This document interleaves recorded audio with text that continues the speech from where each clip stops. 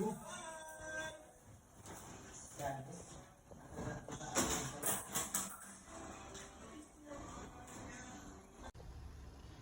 guys, pamilya po ba kayo sa talbos nito?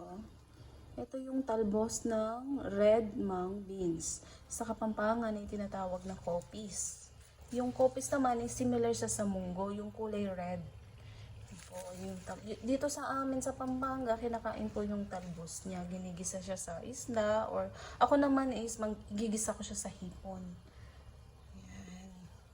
Since kami namang dalawang mag-asawa is mahilig sa mga gulay-gulay. Siyempre, dahil medyo nagkakaedad na, so kailangan is maingat na tayo sa kinakain natin. More on veggies. Yan lang yung nakuha natin, guys.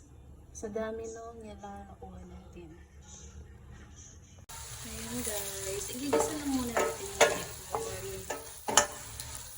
Para hindi malangisa.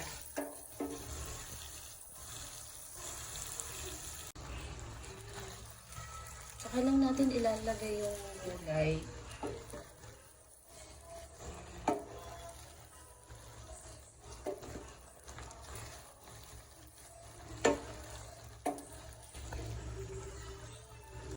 Ayan guys, luto na siya. Oh, napakadali lang po.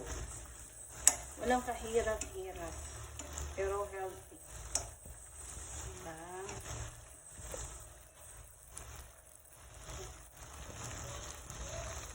Diba?